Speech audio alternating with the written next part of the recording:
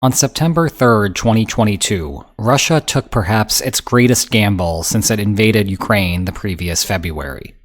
It all centered on the Nord Stream 1 pipeline, the main delivery system for Russian natural gas into Germany. A decade earlier, as seen here, Vladimir Putin hailed it as a major economic accomplishment for German-Russian relations. But back in 2022, after weeks of an on-and-off alleged maintenance cycle, Gazprom announced that the pipeline would be shut down entirely. The company claimed that a gas compressor station outside of St. Petersburg had gone down, and that repairs were impossible because Western sanctions prohibited the delivery of the necessary parts. Siemens Energy, the company that maintains the system, denied this. Instead, the West has interpreted the proclamation as an ultimatum: no gas for Germany until the sanctions regime ends. If this was the true intent, it raises a number of questions about Moscow's strategy. With that in mind, here are 4 ways Russia's gamble could backfire. Number 1. Lost war funding. Let's start with the obvious point. Russia needs hard currency to finance, never mind when, its war with Ukraine.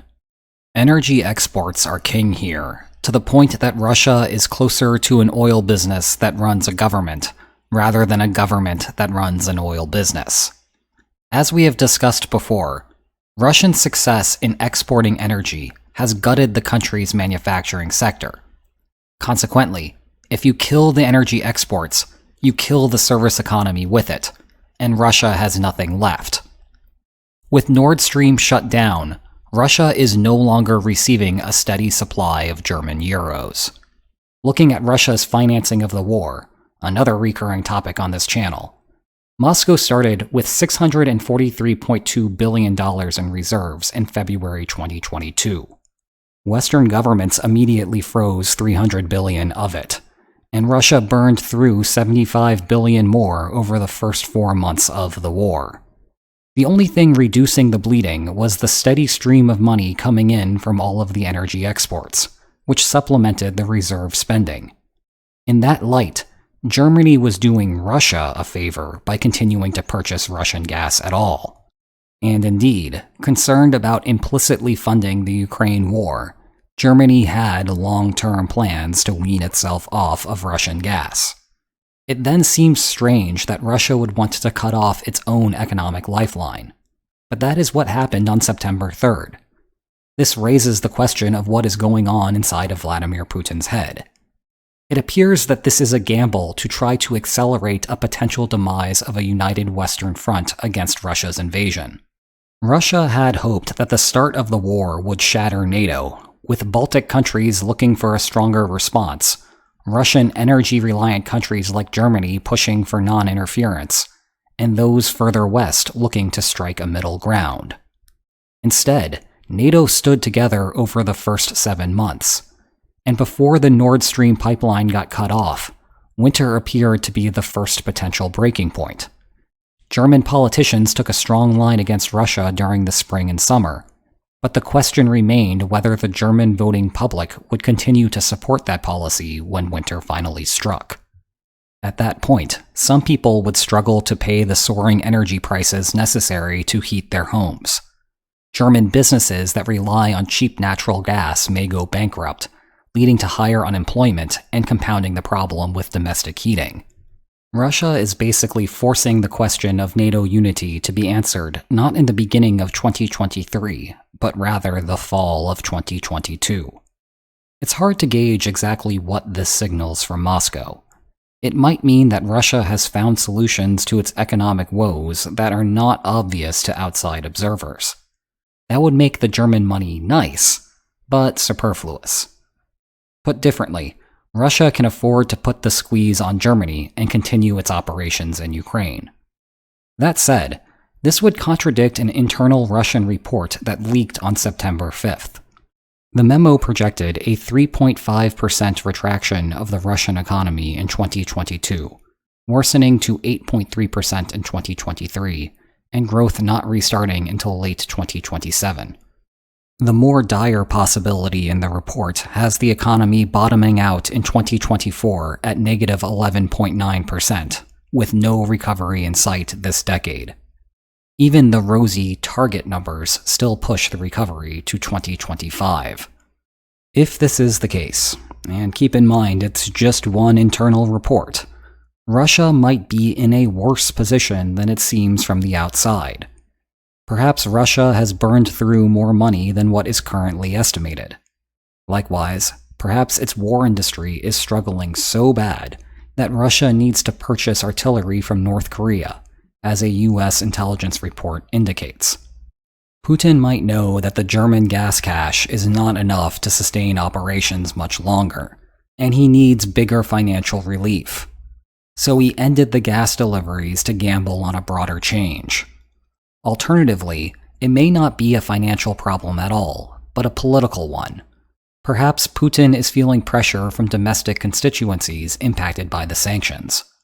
The Russian government may be sacrificing its gas revenues to change Western policy and thereby reduce the underlying threat of a coup or popular uprising. Whatever the case, the upshot here is that deeper answers are likely forthcoming. If Putin is indeed in trouble, he will be facing the music sooner than later. But no matter what is happening, the counter-sanctions will reduce the money Putin has available for the war, and that brings with it additional risks. Moving on, the second way Russia's gamble might backfire is due to German political backlash. For my money, dollars that is, which is now on par with the euro thanks to the energy crisis, I think that this is the most perplexing part of Russia's decision. Imagine it was winter 2023. The German government had voluntarily shut off the pipeline to put additional pressure on Russia. The average German family sees its heating bill soar from 160 euros a month in 2021 up to a projected 600 in 2023.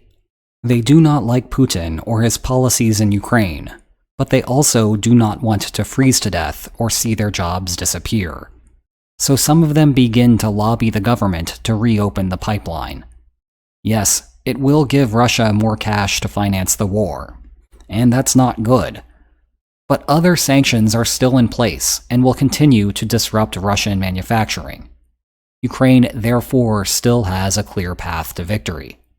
However, Russia's ultimatum to halt pipeline deliveries until Western sanctions end creates a different dichotomy for the average German family to consider. They can still give in to the sanctions, get the oil, heat their homes, and avoid the winter cold. Or they can deny Russia a flourishing economy and allow Ukraine to have a good chance to defeat Russia in the war. Undoubtedly, some of those German voters will still prefer the free-flowing gas. But the heat now comes at a substantially higher price. More will become willing to see the sanctions through and deny Russia a chance at victory. How many of those people feel that way depends on the rest of the West's willingness to aid Germany in standing up to Russia. Against a united front, Russia's true play here may be slightly different than the rhetoric. Remove some, not all of the sanctions, and they will turn on the gas once again. The hope for Moscow is that enough German voters would still be okay with that, allowing Russia to be in a better position than if it just exchanged gas for cash. The third reason the pipeline strategy could backfire is German reserves. Regardless of what Russia's goal is, the timing of the shutdown is questionable. Germany knew for 7 months prior that winter 2023 was going to be a challenge. Taking some initiative, the German government mandated the stockpiling of natural gas soon after the war began. By the time of the Nord Stream shutdown, Germany had filled 77% of its storage units. That was despite Nord Stream deliveries dropping by more than 50% by June, briefly stopping entirely in July, and another reduction shortly after it restarted. Put differently, September 2022 was not the optimal time for Russia to execute this strategy. It was way back in March. As a result, this is not the Berlin Airlift 2.0. Germany has plans to fill its storage units to capacity, and still has time to get closer to that goal. But even under the status quo, it is going to be a while before Germany runs out in any meaningful way. In the meantime, Germany is doing everything it can to reduce its dependence on Russia, something that its NATO allies had long lobbied for. France, Italy, and Spain are the European gas consumers that are comparable to Germany. All three invested in liquid natural gas terminals. Liquefying natural gas makes transporting it without a pipeline economically viable.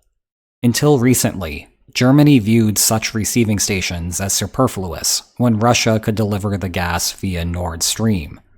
The war changed that calculation, with Germany rushing at breakneck speed to have some operational before 2023. That would give Germany access to the broader LNG market, helping to replenish its supplies during winter. Germany has also worked to reduce demand, installing electric heating systems, switching kitchen appliances to electric, enhancing home insulation, and lowering recommended heating temperatures. However, Germany is already running into supply issues. Germans want the new appliances and want better insulation installed, but finding the equipment and materials is a significant challenge. And electric appliances still need electricity. Natural gas made up 10.4% of Germany's energy production in 2021. Germany will need to cut that and make up the difference with new power plants. As another step, Germany announced on September 5th that 2 of its nuclear power plants, originally scheduled for 2022 shutdowns, will keep producing electricity until at least April 2023. Another strategy has been to subsidize public transit with the €9 ticket, which provides economic relief and reduces oil consumption. But funding for that ended in August, and German officials have not yet adopted a replacement program. Figuring out solutions to these problems will be critical to preempt protests in Berlin, like the estimated 70,000 Czech citizens who flooded Prague on September 3rd. Finally, number 4. Permanent changes to German energy consumption. There is no speculation here. Russia is going to be paying a long-term price for this and the war as a whole. The sanctions regime began as a way to punish Putin for starting the war, end the fighting, and Russia could return to the international economy. That remained true to some extent a half-year into the war. But some parts of Russia's economic disintegration have reached a point of no return. One way or another, those liquid natural gas terminals are going to come online. Nord Stream may be the more efficient method of delivering gas to Germany, but Russia will still have to compete on price once a plausible alternative exists. That means less profits coming in for Russia. There will still be less demand for gas overall, with the shift to electric options and improved home efficiency. Longer term, the investments in green energy will hasten the abandonment of gas altogether. Thus, Russia will be receiving a lower price on a lower quantity. The switch from temporary to de facto permanent sanctions has an interesting effect on the resolution of the war with Ukraine. When we think about negotiating a solution, the starting point is the expectation of what would occur if the war were to be fought to a military end. The costs of the war give some leeway in what can be negotiated. Keep in mind that these are opportunity costs, what is sacrificed in war that would otherwise be kept if peace were maintained instead. At the start of the war, the consequences of the sanctions could be understood as an opportunity cost. But now the West is in agreement that Russia is never going to recover a good part of it. It is no longer an opportunity cost. It's just forever lost. In bilateral negotiations with Ukraine, this paradoxically puts Russia in a better position. To be clear, Russia is not in a better position overall. The gain here is exactly offset by the long-term loss away from Ukraine. Also, remember that sanctions inhibit Russia's ability to fight the war, which more generally shifts the expected outcome and bargaining range in a way favorable to Ukraine. As a final thought, The crazy part of all of this is that if Russia is actually telling the truth, it's basically an admission that the sanctions are working. Russia has no ability to repair its own industry and will soon lose the ability to continue the war. In any case, those are 4 ways Russia's Nord pipeline strategy could backfire. What do you think Putin's endgame is here? Let me know in the comments. If you want to know more about the war, you will love my books specifically on the causes of it. Check below for more information on that. If you already have read it, please leave a review. It really helps. And if you enjoyed this video, please like, share, and subscribe, and I will see you next time. Take care.